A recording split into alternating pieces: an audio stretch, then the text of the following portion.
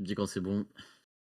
Eh bien, bienvenue à vous pour cette cinquième édition des POC Talk. Alors, j'espère que vous avez passé une merveilleuse semaine. En tout cas, moi j'ai passé une semaine exceptionnelle. Euh, donc, les sujets de ce talk d'aujourd'hui, moi je vais commencer avec Claude quand il prend les rênes. Et qu'est-ce qu'ils ont fait en Tropique cette semaine en termes de marketing et de testing de leur côté. Je vais ensuite parler de la nouvelle acquisition d'OpenAI, un truc assez intéressant, je pense, en plus qu'on en a déjà parlé dans le passé. Milo, c'est quoi ton Et prochain oui. sujet? Euh, alors moi, je vais parler de quelque chose qui est un peu sombre dans les deux sens, de par les sujets et de par son exposition. Quelque chose dont on parle pas beaucoup, mais que j'ai vu un article traîner. Et en effet, pour l'instant, le titre est assez cryptique, mais vous allez voir que c'est assez clair. Meta fait revivre les morts. Et on va un peu débattre tous ensemble, s'il y a des gens qui sont motivés, sur les IA, entre guillemets, qui font renaître les morts. Voilà. Ensuite, moi, je vais vous parler d'une CVE cette semaine qui est apparue sur Blocknote sur Windows. Donc, franchement, ils sont forts chez Microsoft. J'ai l'impression qu'on parle de Microsoft à chaque édition et à chaque fois, c'est pour dire qu'ils font de la merde globalement pour dire les termes. Donc, Ouais. encore une fois, ils sont là. Et puis, je vais parler aussi d'une autre CVE sur Google Chrome qui est sortie. J'aurai l'occasion de vous expliquer en détail. Voilà. Et puis à la fin, on va finir par quelque chose qu'on aimerait bien rendre hebdomadaire, au lieu de faire des grands sujets à chaque fois, de faire tout simplement une résumé des sorties des modèles, s'il y en a eu. Voilà, sans trop de débat, juste vous indiquer un peu les modèles qui sont sortis. Euh, et voilà, je rappelle aussi, je mets un petit lien sur Discord, que si jamais vous avez loupé les derniers POC Talk, je vais juste les derniers POC Talk, ils sont disponibles du coup soit en podcast sur Apple Podcast et Spotify, soit maintenant en vidéo sur YouTube. D'ailleurs, ça fait pas mal de vues, je suis très content. Voilà, si jamais vous avez loupé ce POC Talk, vous pouvez voir les partages d'écran, les articles qu'on partage, etc. Du coup, voilà, n'hésitez pas à faire un petit tour, à envoyer de la force. Et puis, je pense qu'on va pouvoir commencer. On va essayer d'être concis pour essayer de faire entrer les 5 sujets en 1 heure et de pas trop s'éparpiller. Parce qu'on aimerait bien que ça prenne pas plus qu'1 heure pour vous tous. Et puis voilà. Eh bien, merci Milo. Dans ce cas-là, je vais pouvoir commencer avec mon premier sujet. Je vais vous parler d'Anthropic et de la récente campagne marketing qu'ils ont faite et la vidéo qu'ils ont sortie cette semaine. Donc, cette vidéo, il n'y a même pas de son dessus, donc vous ratez rien. Mais globalement, ce qu'ils ont fait, c'est qu'ils ont fait une expérience. Ils ont pris 16 agents Claude Code et ils ont essayé de les mettre en parallèle pour qu'ils travaillent sur un projet sans intervention humaine pour arriver à quelque chose qui fonctionnait au final. Donc, ils ont choisi de faire quoi pour ce projet? Ils ont choisi de faire un compilateur C. Donc, l'idée, c'est que il donnait à ces 16 agents la liberté de faire ce qu'ils voulaient et de s'organiser comme ils voulaient, et de voir si c'était possible, du coup, de laisser Claude se débrouiller pendant cette période de temps pour avoir un compilateur C qui compile Linux, qui compile Doom, qui compile Redis, qui compile SQLite, enfin tout ce que vous pouvez imaginer qui compile qui est en C, quoi. Et comme vous pouvez le voir sur comme vous avez pu le voir sur cette vidéo de présentation, ils ont supposément du coup réussi à faire compiler le kernel de Linux complètement avec ce projet, donc après 2 semaines de travail intensif par Claude. Et ils ont réussi à run Doom aussi, mais je sais pas si vous avez vu, le framerate était intéressant, on va dire en tout cas. Moi perso, j'ai vu Doom run mieux sur des frigos intelligents, donc je suis un peu perplexe là-dessus, mais à part ça, tout va bien. Mais globalement, euh, j'ai beaucoup de problèmes avec ça et je ne suis pas le seul. Mon problème principal, c'est la manière dont ils ont frame la chose et la manière dont ils ont vendu les achievements de leur modèle sur ce projet-là. C'est que Anthropic, ce qu'ils ont dit, c'est on a réussi, Claude il a fait ça, c'est vraiment incroyable, regardez, et ça fonctionne à 100%. Maintenant, quand on regarde, il y a pas mal de problèmes. Alors, il y a pas mal de problèmes, et le premier d'entre eux, c'est que, en fait, c'est un peu à moitié un mensonge ce qu'ils ont dit. c'est qu'en fait, ils n'ont pas réussi à compiler Linux totalement, du moins, ils n'ont pas réussi à le faire boot directement de manière indépendante avec ce compilateur, parce qu'ils n'ont pas arrivé à faire le compilateur qui compile la partie pour boot le système en 16 bits. Ils ont que du coup un compilateur qui output des binaires en architecture 32 bits et 64 bits. Alors, pour le coup, moi j'ai pas mal de contexte sur ça parce que bah, mon premier projet à l'époque c'était de faire un OS, donc j'ai passé beaucoup de temps sur cette même page, donc qui est littéralement ce dont je suis en train de parler. C'est en gros pour boot ton OS, tu dois faire ce qu'on appelle un bootloader, ce qui est ce petit bout de software qui parle ici. Et ce bootloader, il n'est pas compilé dans une architecture classique 64 bits, il est compilé dans une architecture de 16 bits. Donc ça, c'est juste la taille des registres hein, en termes d'assembly. 64 bits, ça veut dire que tes registres font 8 bytes. 16 bits, ça veut dire que tes registres font 2 bytes. Et globalement, c'est juste ton compilateur qui change et l'output du binaire qui est différent. Le langage est le même, bien sûr.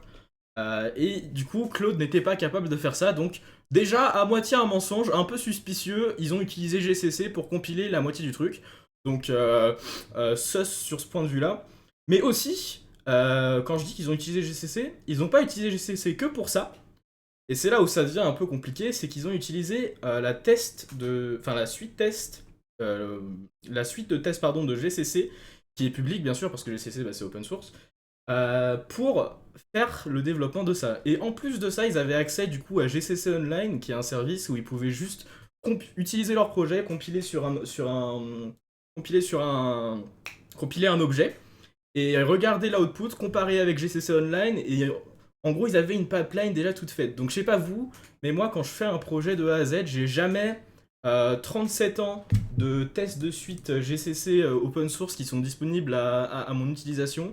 Et j'ai jamais, pas souvent en tout cas, l'exact projet que je suis en train d'essayer de faire pour me comparer avec. Donc, déjà, d'un point de vue achievement, c'est assez.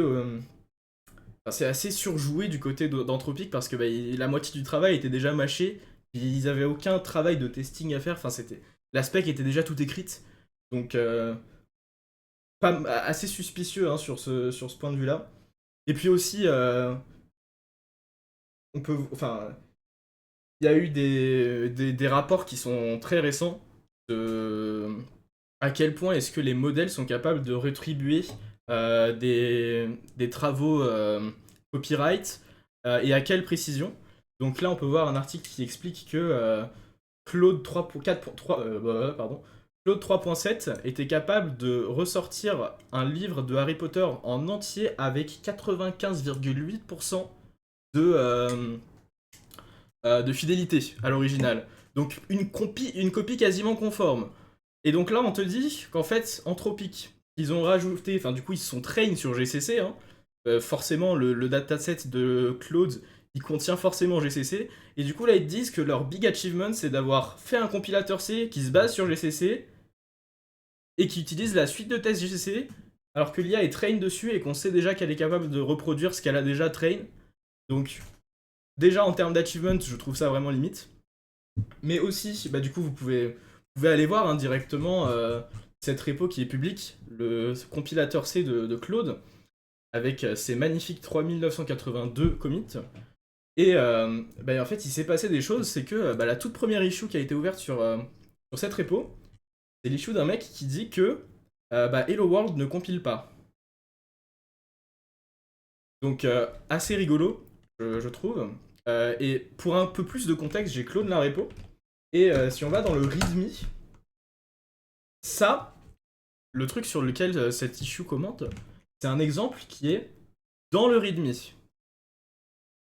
Donc c'est-à-dire que si moi je vais ici, je build l'application et qu'ensuite je prends littéralement ça, je vais créer ce fichier et qu'ensuite je fais les commandes qui me sont suggérées,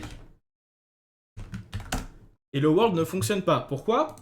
La raison, ils n'ont pas de linker. Voilà. Ce compilateur n'a pas de linker. Et donc qu'est-ce qu'ils font? Aussi quelque chose qui est documenté, ils te donnent la possibilité de compiler ce projet avec un compilateur GCC, enfin un linker GCC du coup implémenté. Genre, enfin, je sais pas si je suis le seul qui trouve ça fou, mais tu fais pas un projet en te basant sur en fait le projet qui existe déjà et que tu es en train d'essayer de reproduire. Enfin bref, un peu compliqué. Ensuite, il y a eu plein de posts sur ça. Donc, on peut voir ici quelqu'un qui répond à ça, bah, qui dit bah, il a quand même réussi ton compilateur à compiler une fonction qui n'était pas censée compiler. Donc, ici, il a créé une fonction add qui prenait deux int A, int B, et il a retourné A plus B, classique, et dans son main, il appelait add avec juste un argument. Donc, forcément, ce n'est pas censé compiler en GCC classique. Et bah, supposément, ça compile quand même avec ce fameux compilateur. Et bah, d'ailleurs, vu que j'ai clone ça, je suis allé un peu regarder de mon côté. Et si on va sur ce fichier-là, ils disent ici là que bah, en fait il n'y a pas de type checking et qu'en fait on s'en branle. Donc c'est un compilateur C mais sans type checking, donc j'ai trouvé ça assez rigolo. Voilà. D'autres gens qui disent que bah, ils ont des problèmes avec Anthropic qui dit que Claude a créé un compilateur C from scratch parce que bah, c'est clairement pas from scratch vu qu'ils utilisaient la suite de tests GCC, ils utilisent le linker GCC, enfin ils sont train sur GCC, GCC est open source, enfin non, enfin bref, dire que c'est from scratch c'est vraiment une exagération sur ce point-là. Et bah, encore quelqu'un ici qui dit que un ingénieur qui travaille sur des compilateurs de base, il aurait aucune envie de travailler sur cette codebase. Donc ça rajoute un peu à l'engouement. Donc voilà, ça c'est ça c'est le compilateur du coup que Claude a pu faire cette semaine. Maintenant takeaway, takeaway. C'est pas non plus all bad news. Là enfin je dis juste que globalement certes, ils ont réussi un truc qui est quand même assez impressionnant. Ils ont réussi à prendre 16 agents et à les coordonner pour que ça arrive à un projet qui existe, on va dire, qui n'est pas forcément 100% fonctionnel et utilisable en tant que tel, mais ils sont arrivés à faire quelque chose pendant 2 semaines et ça a run, ça. Alors, apparemment, ils ont. Vous pouvez voir le keyword mostly ici. Ça, c'était pas en autonomie 100%, ils ont quand même dû recover quelques erreurs parce que bah, juste des fois Cloud Code il crash et du coup c'est des erreurs qu'ils devaient gérer eux-mêmes. Mais bon, c'est quand même assez impressionnant qu'ils aient pu faire autant d'agents qui run pendant autant de temps pour faire une tâche centralisée. Mais j'ai juste un problème avec la manière dont ils ont formulé tout ça et la manière dont ils l'ont vendu. Voilà. Euh, Ça c'est un peu mon analyse sur le sujet. Milo, est-ce que toi tu as quelque chose à dire là-dessus? Moi, je suis un peu d'accord. C'est un peu culotté de dire ça, de refaire un OS from scratch. Après, moi, tu sais, je suis un peu un anti-Cloud Code. Moi, personnellement, je sais pas pourquoi, mais ça a jamais marché chez moi. Ça me fait toujours des codes dégueulasses qui marchent pas. Euh, donc, pour moi, Cloud Code est une est une immense hallucination collective. Euh, Non, en vrai, c'est sympa qu'ils aient pu faire ça, mais c'est dommage que ça marche pas, quoi. Sinon, là, ça aurait vraiment prouvé en mode, vas-y, on peut plus rien faire, ils ont tout gagné.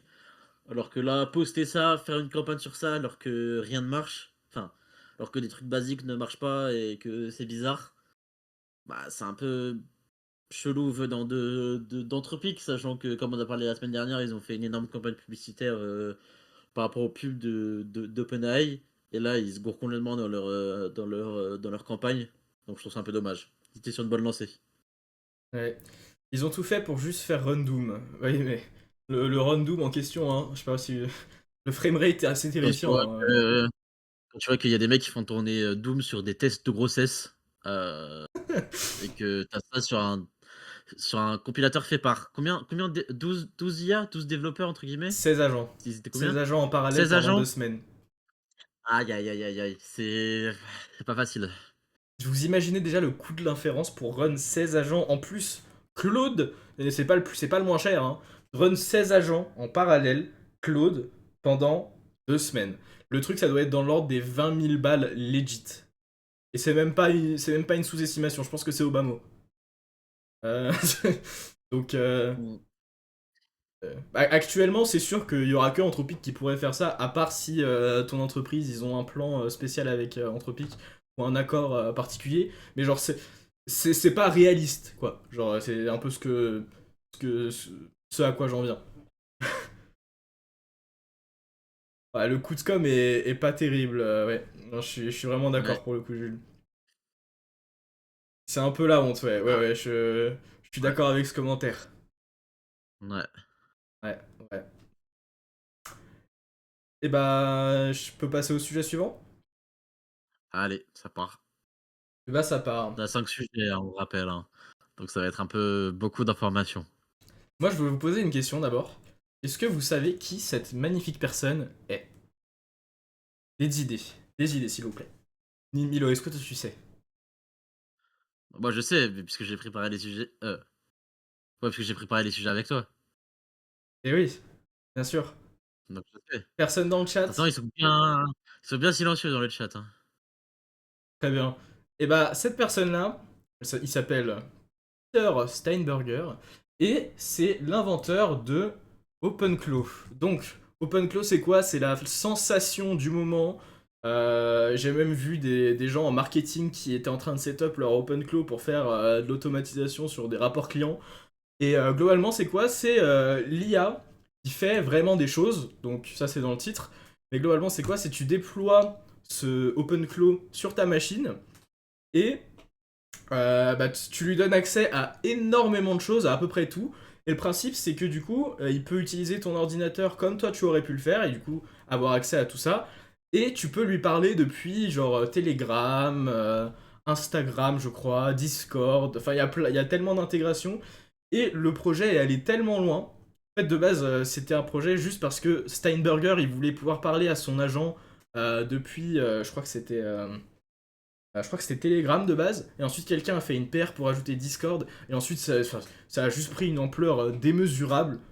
Donc c'est parti vraiment très loin. Vous avez sûrement vu sur les skills, donc c'est directement, ça découle de ça en fait. C'est globalement des plugins, mais pour tes IA, dans des fichiers Markdown que tu donnes en contexte à ton modèle pour qu'il puisse faire des actions.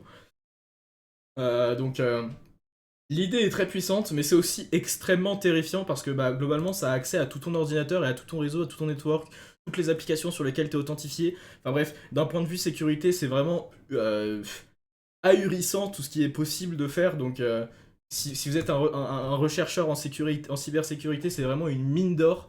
Pour le coup, c'est tout ce que vous pouvez enfin, c'est tout ce que vous pouvez espérer en termes de failles potentielles. Mais à part ça, qu'est-ce qui s'est passé? Et bah. Euh, j'ai l'impression qu'on voit cette personne-là un peu à tous nos talks.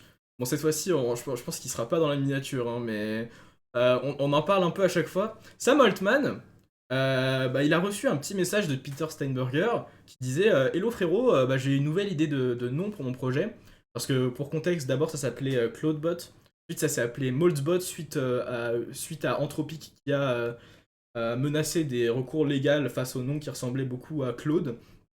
Et ensuite, du coup, ça a pris OpenClaw, mais il voulait d'abord savoir si OpenAI était d'accord pour que ça s'appelle OpenClaw, et Sam Altman ici a dit oui. Donc merci Sam Altman.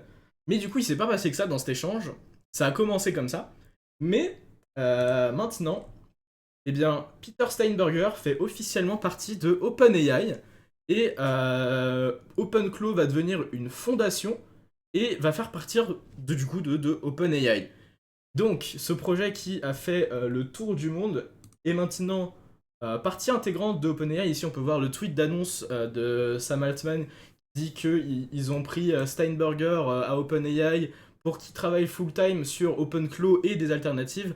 On pourra discuter après de aussi le futur de OpenClaw et un peu la vision de Steinberger sur ce sujet. Euh, mais du coup, globalement, TLDR du tweet, ouais, c'est un génie, il est trop fort et il nous faut plus de gens comme ça et il va travailler. Et vous inquiétez pas, OpenClaw, ça restera open source et tout ça, et tout ça, et tout ça. Euh, Aussi, un truc un peu drôle, du coup, il est passé, Peter Steinberger, sur une interview de Lex Friedman. Franchement, alors, pour contexte, mon maître de stage m'a demandé de regarder cette vidéo. Donc si mon maître de stage m'a demandé de regarder cette vidéo, je vous conseille de la voir aussi. Bon, c'est un peu... je vous l'envoie dans le chat actuellement. Ouais, elle dure 3h15, mais en gros ça parle du workflow de Peter Steinberger et de comment il travaille et de c'est quoi sa vision actuellement de l'ingénierie software. Et pour ceux qui connaissent pas Steinberger de ses inventions précédentes, en fait de base il avait fait une startup, c'était pour gérer des fichiers PDF sur iOS, et le truc il avait genre explosé, et il est devenu, enfin il a revendu ses parts il y a genre 5 ans, et ensuite il est parti genre il est parti en vacances sabbatiques pendant bah, du coup 5 ans, jusqu'au moment où il est revenu, et quand il est revenu il y avait quoi? Il y avait l'IA qui était là. Pour le coup lui il a eu l'occasion de skip tout ce qui était table complétion et tout ça, il est arrivé, il y avait déjà bah, les modèles qu'on connaît tous actuellement. Et bah, il est arrivé en plein milieu de cette fameuse révolution. Et du coup, bah, ce qui est assez drôle, je trouve en tout cas, c'est qu'il est parti pendant 5 ans, il a pas touché une ligne de code. Il est revenu, il touche toujours pas une ligne de code. Je sais pas si vous avez vu le screenshot juste ici là, mais tout ça là ce que vous voyez ici, c'est des agents. C'est vraiment le frérot, il est en train d'agent max, il a au moins 1, 2, 3, 4, 5, 6, 7, 8, 9, 2 MacBook ouverts, 9 agents qui run en même temps, le mec c'est vraiment un fou malade. Euh, Perso, je n'arriverai pas à travailler comme ça actuellement, mais enfin, voilà. Passons. Donc, pourquoi est-ce que Steinberger a choisi de collaborer avec OpenAI? Parce que assurez-vous qu'il a eu d'autres offres. Et ben, on peut faire un peu des comparaisons. En peut comparer l'impact open source. Oui, merci Milo pour ce screenshot. Mais on peut comparer l'impact open source de OpenAI. OpenAI qui a complètement open sourcé Codex, le CLI. Euh, donc, pas mal. OpenAI qui a aussi des modèles open weight. Enfin, globalement, si tu compares ça à Anthropic qui, à la place, a tout en closed source, envoie des requêtes de DMCA à des GitHub repos qui republient les source maps de Claude CLI quand ils l'utilisent, enfin, quand ils ont leak une fois quelque chose. Enfin, tout ça, c'est des. Tout ça là, ce que vous voyez, c'est des requêtes de cancel en gros que Anthropic a envoyé à des random repos sur GitHub. Donc quand on compare ça à OpenAI, on peut voir que quand même l'un a enfin, porte plus d'intérêt à l'open source que l'autre. Et sans parler du fait que enfin, la première fois que Peter Steinberger a entendu parler de Anthropic, c'était à travers leurs avocats pour leur dire qu'il devait changer le nom de son projet, et que la première fois qu'il a entendu parler d'OpenAI, c'était Sam Altman directement en DM. Je pense qu'on peut voir la différence de complicité, en tout cas directement. Ce qui est dommage d'ailleurs, hein, parce que bah, OpenClaw, c'est un gros projet, c'est un bon projet. Donc le fait que Anthropic ait un peu brûlé les ponts aussitôt, c'est un peu dommage. Écoutez, c'est comme ça. Euh, Bah, une explication de ça, quelqu'un qui lui demande pourquoi est-ce qu'il a choisi OpenAI au lieu d'Anthropic. Et Peter Steinberger qui dit ouais, bah, la dernière fois que j'ai entendu parler d'Anthropic, c'était de leur département légal. Donc pas trop pas trop quelque chose qui est assez ouvert en termes de communication. Et du coup, on en vient à OpenClaw et le futur. Donc ça, c'est les blog posts de Peter Steinberger sur son site web. Ça, c'est son annonce qui dit bah, je vais maintenant travailler avec OpenAI. Je vais toujours travailler sur OpenClaw.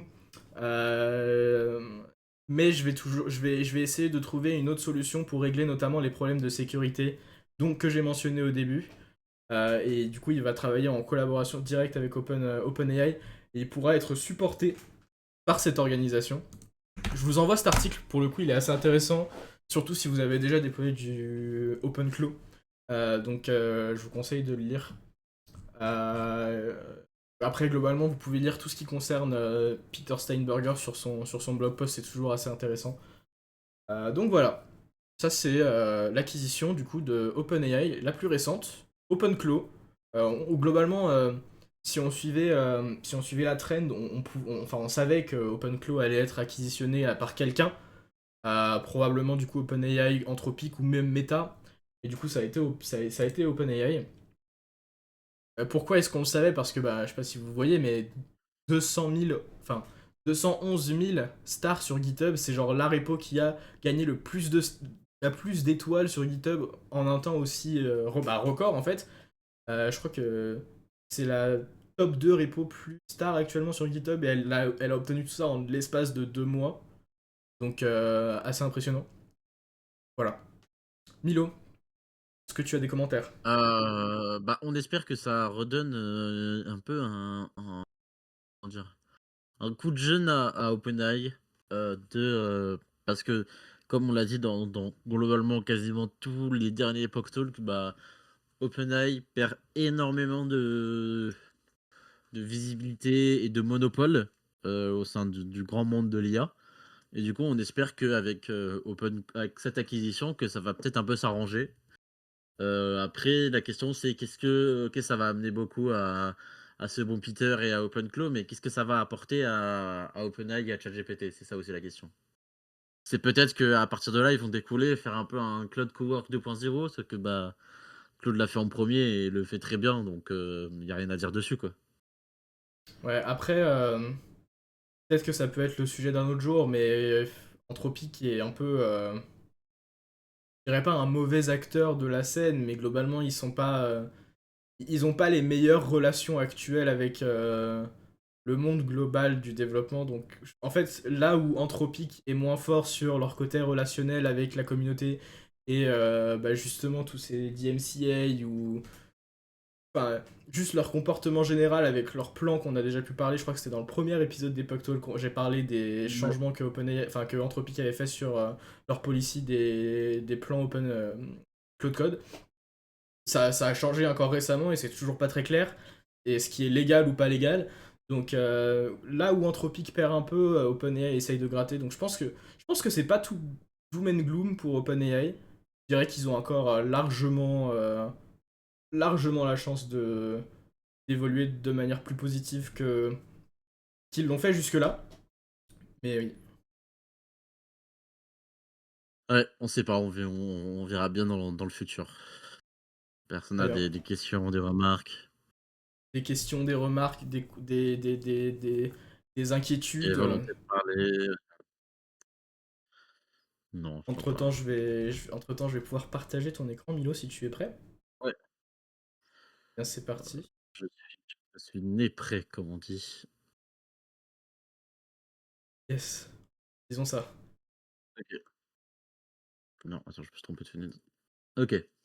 Alors nous, on va parler d'un sujet, du coup, comme j'ai dit, un peu plus discret, mais qui commence à faire un peu de bruit. Et tout a commencé depuis cet article de Business Insider. Ah bah super, c'était un lien. De Business Insider. En fait, ces gens-là se sont rendus compte que, je vais prendre un autre article en français pour mieux comprendre, que, Meta a breveté une IA pour continuer à poster, sur les réseaux sociaux après notre mort.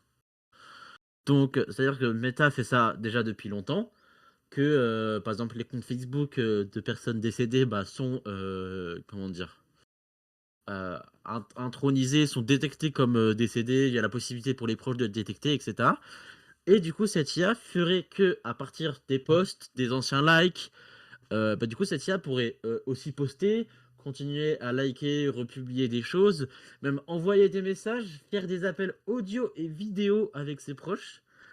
Heu et donc là, je trouve que ça va globalement un peu loin, heu, parce que c'est lunaire. Encore une fois, j'ai l'impression de le dire encore une fois toutes les semaines. J'ai l'impression que dans Black Mirror, en fait, les gens ne savent pas s'arrêter, quoi.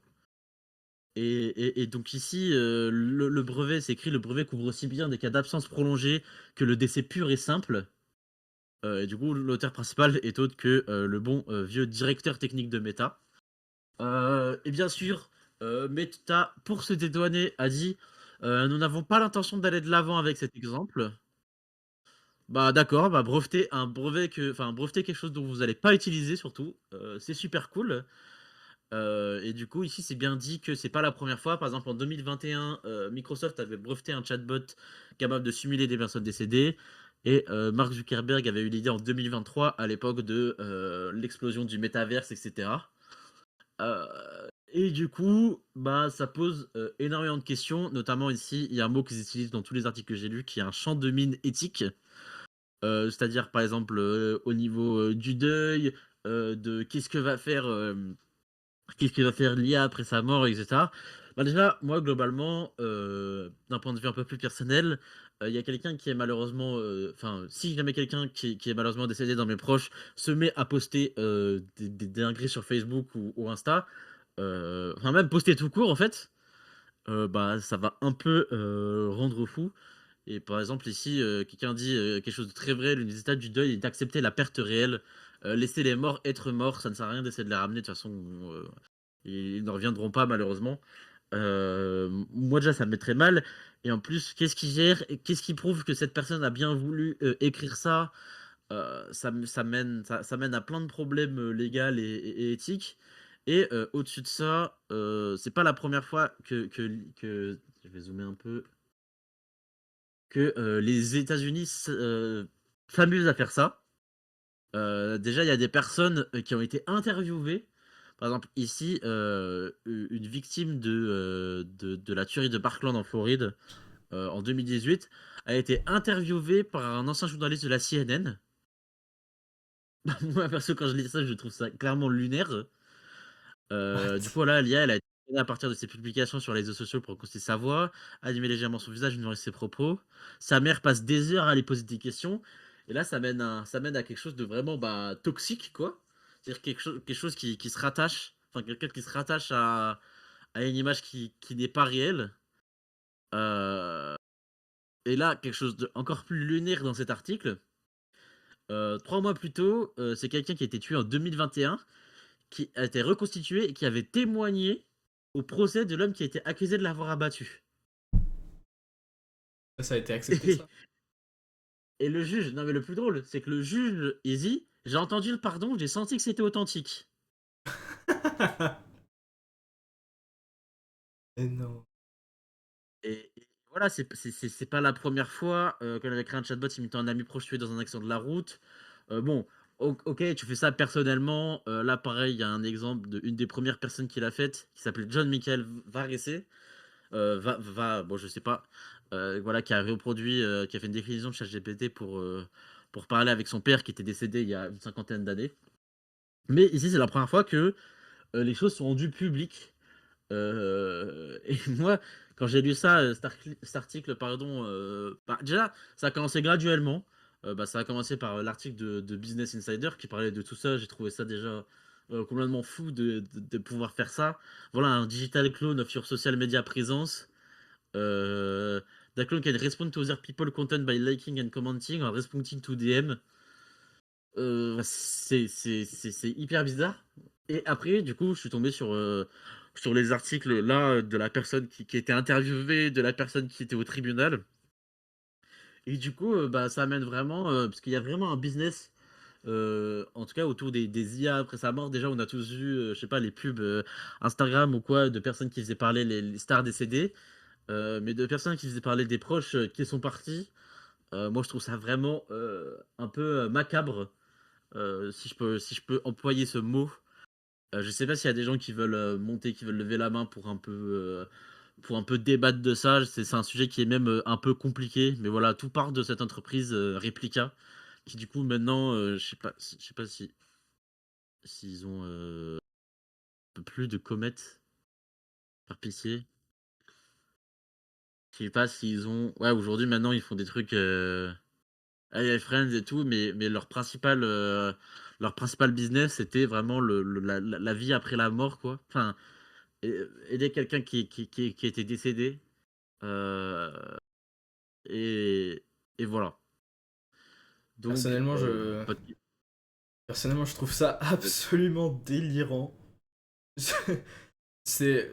Enfin, non, enfin vraiment l'idée à ne pas faire en fait. Globalement, imaginons je suis un, enfin imaginez vous êtes le proche de la personne qui est décédée. Vous ouvrez Twitter, vous êtes en train de faire votre deuil et là vous voyez un message du compte de cette personne qui répond un tweet random de manière absolument normale. Enfin, c'est pas un truc que j'aurais envie de voir, personnellement. Donc, ouais, non, enfin. Oh, waouh, enfin, l'idée, terrible. Je sais même pas quoi dire. Je suis sans mots. Voilà. Je suis sans mots, Milo. Et vous voyez ici, sur les marchés, ça perd surtout aux États-Unis, en Asie. S'il y a plein d'exemples d'entreprises, Project December qui fabriquent des chatbots textuels pour simuler les morts, remémorer pour les avatars vidéo. Après voilà, le champ de mine éthique, des personnes disent: «Enregistrez régulièrement vos parents, vos aînés, vos proches. Il y a 100 de chances qu'ils vivent à vos côtés pour toujours après avoir quitté leur enveloppe corporelle», mais c'est des trucs de fou, quoi. What? C'est des trucs de fou, et voilà, encore une fois, des personnes disent, en fait, c'est pas comme ça qu'on fait voilà, si on maintient artificiellement l'autre, le processus ne peut pas se mettre en place.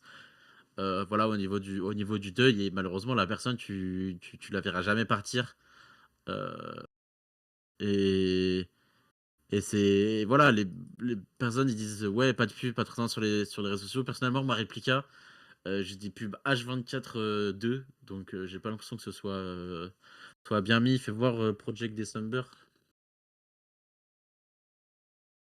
L'idée vraiment badante, quoi. Ah ouais, Stimulate the Dead.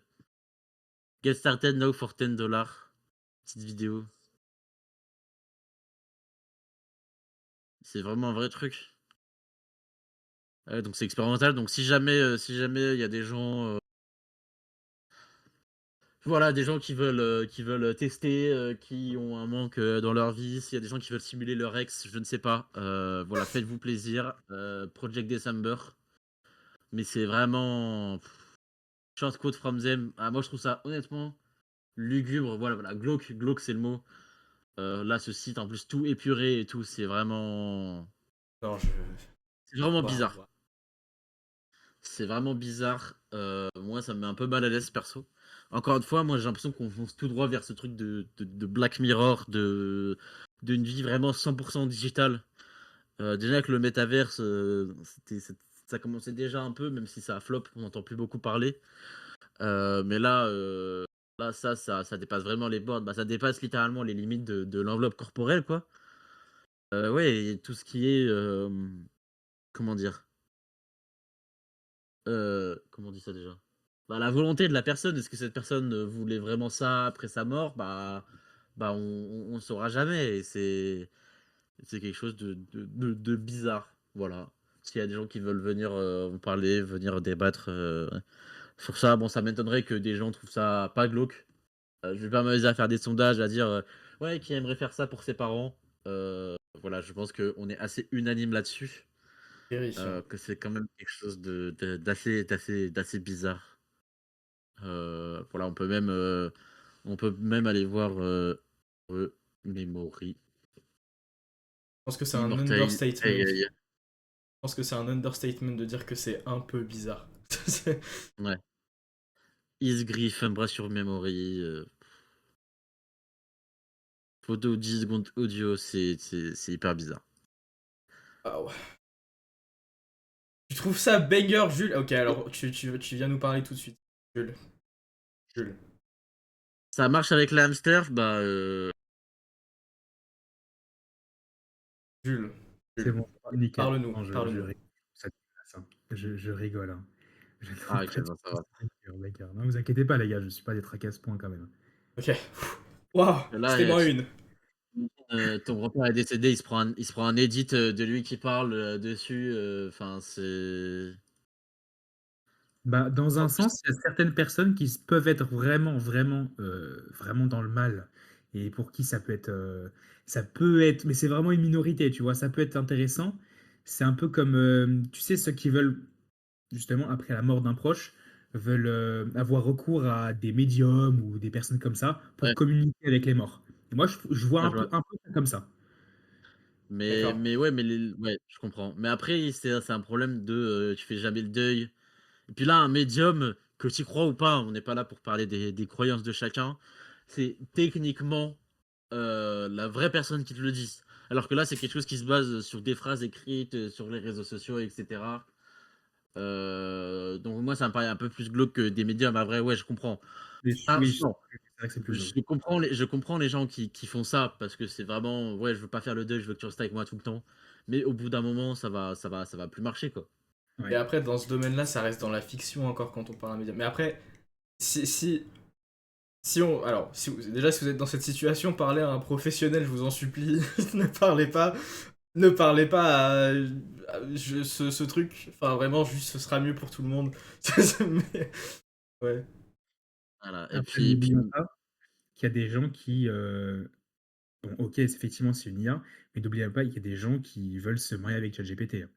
Donc c'est oui, pour vous dire c'est qu'il y a vrai. des gens il y a quand même un public pour ce genre de choses, ça c'est sûr, mais effectivement, c'est très glauque. C'est totalement vrai. D'ailleurs, je suis désolé Jules, mais on doit repasser au prochain sujet. Merci pour l'intervention. Merci beaucoup. D'ailleurs, en conclusion à ça, je vous envoyais un super podcast que j'ai écouté qui dure 30 minutes. Et si vous avez le temps, faites-le. Enfin, écoutez-le sur cette notion de deepfake, de compagnon virtuel. Voilà, de France Info, vous pouvez l'écouter partout. Ça dure 30 minutes, vous l'écoutez quand vous êtes dans le bus, dans la voiture ou quoi. Et c'est vraiment un peu tout ce qu'on a parlé. Ça l'explique vraiment bien avec des professionnels, etc. Donc voilà, si vous avez le temps, faites ça. Euh, voilà. C'est vrai qu'il faut faire un vrai move, c'est un peu plus un vrai métier que juste faire un chatbot. Bref, je suis désolé, c'est serré, on va devoir passer, c'est un sujet qui était très intéressant. On va devoir passer au prochain sujet de Laurent qui est aussi très très intéressant. On rappelle, hein, une CVE sur Blocknotes. Et oui, hein. Donc voilà. Eh bien, merci. Du coup, je vais vous parler de cette fameuse CVE qu'il y a eu sur Windows 11 Notepad. Donc, c'est quoi cette CVE en fait? Je vais essayer d'aller un peu plus vite aussi. En fait, ça permet de faire de la remote code exécution euh, quand l'utilisateur ouvre un fichier Markdown sur Blocknote, parce que oui, maintenant, Blocknote supporte les fichiers Markdown, vraiment une dinguerie, et qui clique sur un lien. Mais alors, le principe en fait, c'est que une personne mal intentionnée aurait créé un fichier qui ressemblerait par exemple à ceci, juste ici. Ça, ce serait une POC par exemple de cette vulnérabilité. Et en fait, le problème qui est lié avec ça, c'est que c'est pas qu'on puisse ouvrir un lien qui mène vers un site externe, c'est que en ouvrant ce lien, tu peux exécuter du code localement sur ta machine qui est soit stocké directement sur ta machine, donc un fichier local comme l'exemple qu'il y a juste là, ou alors un fichier qui est host sur internet de manière totalement random et l'exécuter sur ton système. Donc, globalement, ça a fait l'issue d'une CVE 7,8 sur du coup ceci. Après, pour être parfaitement honnête, c'est pas la CVE la plus impressionnante que j'ai jamais vue de toute ma vie. Les gens sont un peu en train d'abuser en disant que c'est vraiment incroyable, que c'est vraiment trop puissant. Parce que globalement, le vecteur d'attaque de cette CVE, c'est quoi? C'est l'utilisateur doit télécharger un fichier Markdown, l'ouvrir dans Notepad, cliquer sur un lien.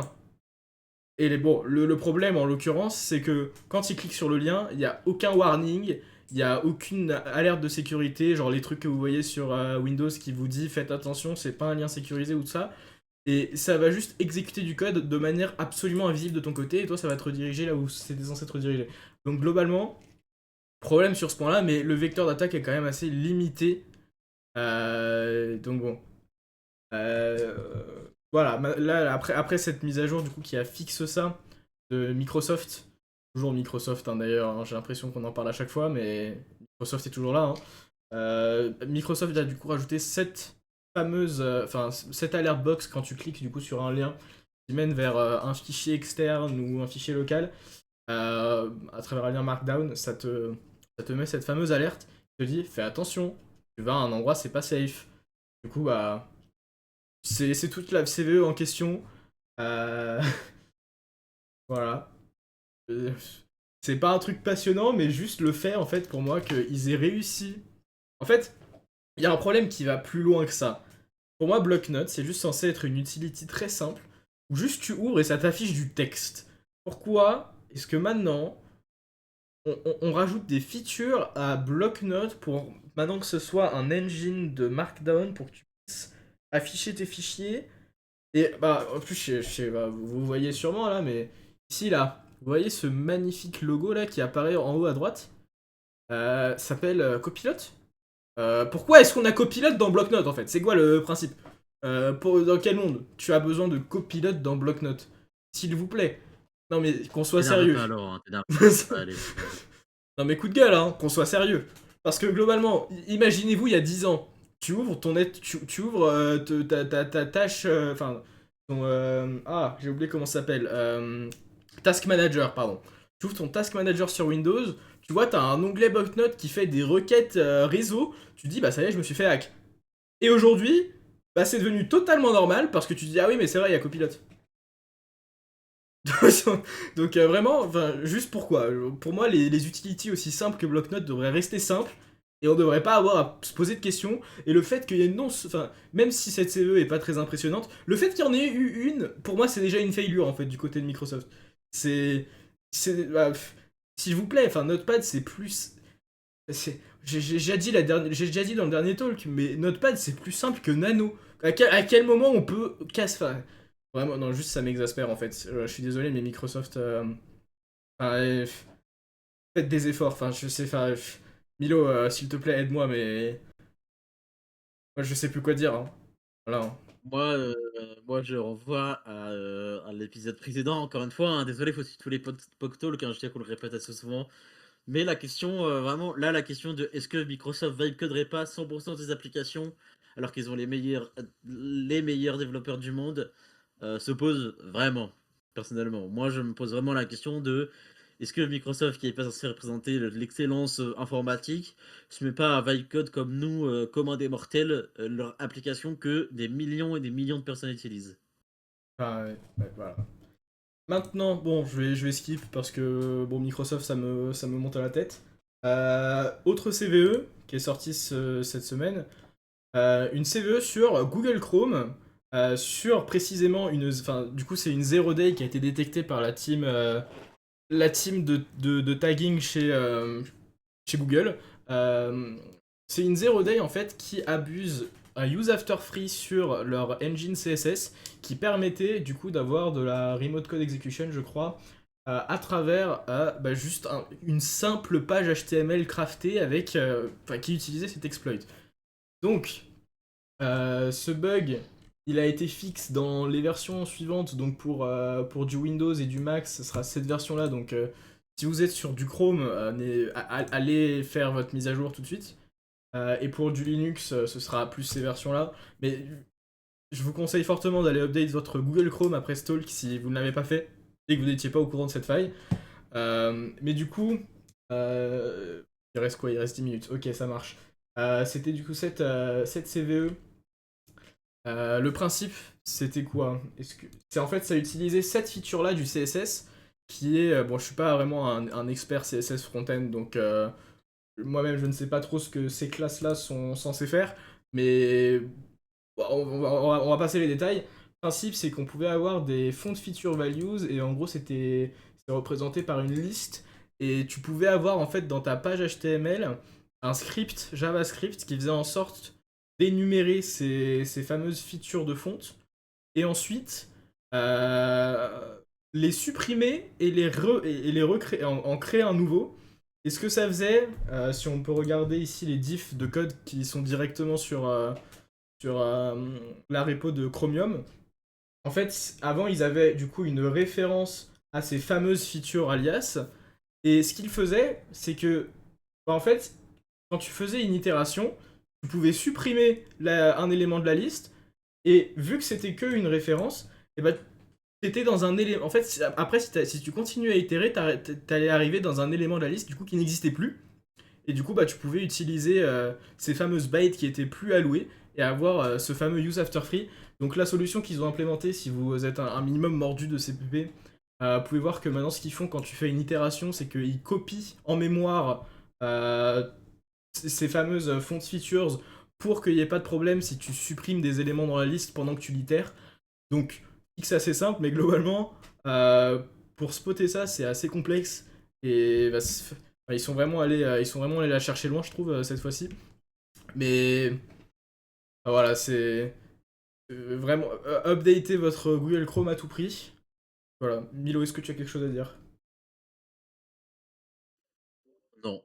C'est un peu la même faille qu'on a présentée, au tout début lors du premier POC Talk, des pouvoir read dans les bytes, qui sont, alloués mais pas utilisés. Donc Yes. voilà, ça me rappelle juste, un peu la première faille dont on a parlé, mais bon, des failles zero day, ça arrive, Ça arrive, ça arrive, ça malheureusement. arrive. Encore trop, mais ça arrive. Voilà. Et bien voilà, donc Milo, je vais pouvoir partager ton écran pour le dernier Ouais, sujet. Donc, oh, attendez, comme donc comme ceci. j'ai dit, c'est un peu un sujet qu'on veut faire un peu, hebdomadairement au lieu de consacrer des vrais sujets à ça, un peu parler des différentes sorties de modèles. Du coup, malheureusement, Léandre est pas là, mais il m'a parlé d'un autre modèle, open source, chinois, qui est disponible sur Hugging Face. Du coup, là, si jamais vous voulez la ref, demandez à Léandre Ramos. J'ai oublié de la noter. Peut-être que Aurélien saura. C'est vrai qu'il est en train d'écrire, mais bref. En attendant, on va parler de deux sorties qui sont, du coup, Gemini 3 Deepthings et Claude Sonnet 4.6, qui sont quasiment sortis au même moment. Du coup, là, Gemini 3 Deepthings, on rappelle que jusqu'à avant ça, c'était du coup Gemini 3 Preview, Pro et Preview, je crois, ou Pro Preview, les deux en même temps. Et du coup, Ouais, là, les ils ont deux. décidé de sortir Gemini 3 Deepthings. Ne sautez pas dessus, mes jeunes développeurs. Enfin, si, quand même, si, en vrai, si. Mais ce Gemini 3 Pro Deepthings ne sera pas pour le commun des mortels. Comme c'est écrit dans le titre, il sera surtout concentré sur l'advancing science, la recherche et l'engineering. Donc ici, bon, voilà, il ramène des mathématiciens, on sait jamais si c'est bullshit ou pas. Mais déjà, ici, on peut voir du coup les graphiques. Voilà.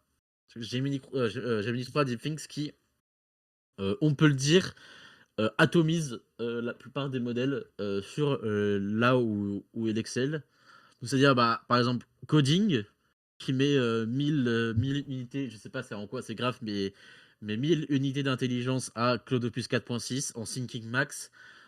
Pareil, en pourcentage de reasoning et knowledge, ça atomise tous les précédents modèles. Ça fait x3 sur Gemini 3 Pro Preview. Déjà, moi, Gemini 3 Pro, qui me faisait des super fronts et des super codes quand j'avais plus de crédits sur Anti-Gravity. Franchement, j'avais rien à dire sur ça. Et maintenant, il sort Gemini 3 Deepthings qui a l'air, encore une fois, incroyable. Après, à voir sur la consommation de crédit, c'est un peu la même chose à chaque fois. De combien de crédits ça consomme. Mais en plus, on rappelle que Gemini, les modèles Gemini sont gratuits. Je pense que Gemini 3 Deepthings va l'être aussi, contrairement au PIS 4.6 qui faut un abonnement pour l'utiliser.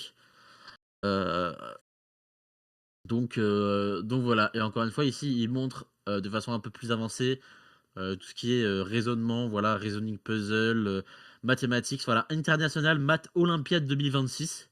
Donc il le teste sur l'Olympiade des maths de 2025, pardon, je ne sais pas lire.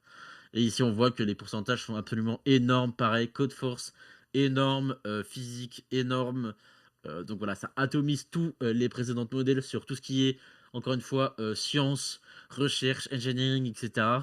Et du coup, ici, on voit bien que ça accélère vraiment le côté de la recherche. Et ici, on voit que, je peux mettre pause sur la vidéo, et qu'en gros, il transforme un schéma en un modèle 3D qui va pouvoir imprimer. Bon, voilà, encore une fois, c'est une pub dans Google, donc on ne sait jamais vraiment ce que ça donne.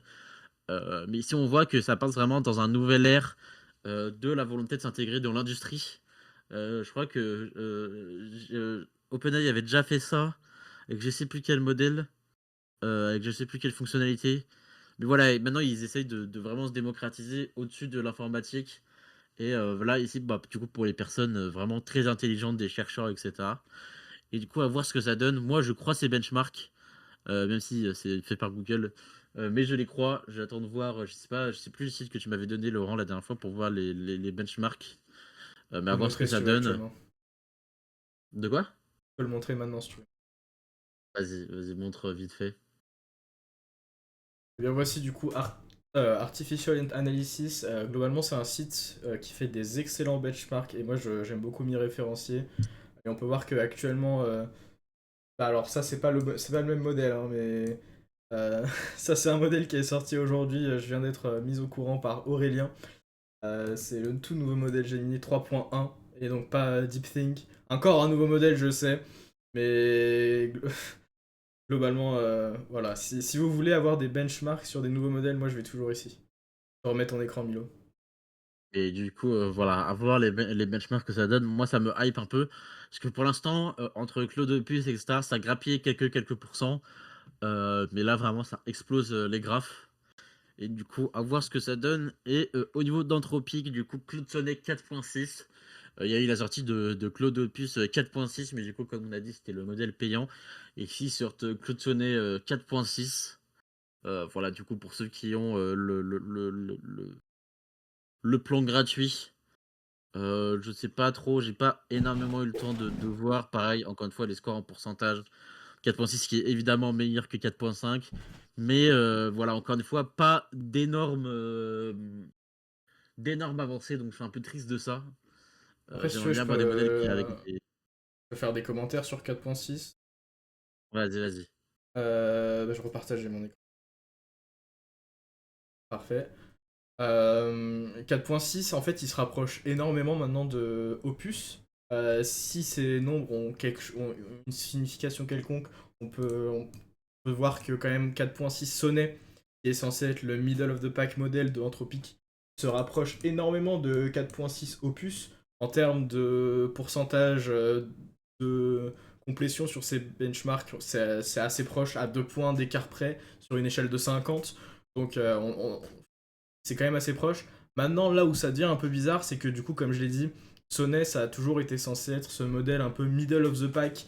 Donc, tu as toujours Haiku qui est le modèle moins cher, très lightweight. Puis tu as Sonnet qui est le modèle compétent, un peu cher, qui est intelligent. Et ensuite, tu as Opus, c'est genre le mastodon, qui est très très cher et qui a des très bonnes euh, compétences. Mais maintenant, en fait, ce qu'on se rend compte, c'est que quand on compare quand on compare la cost efficiency de ces deux modèles, j'arrive à trouver la section où ils en parlent, cost, ici juste là.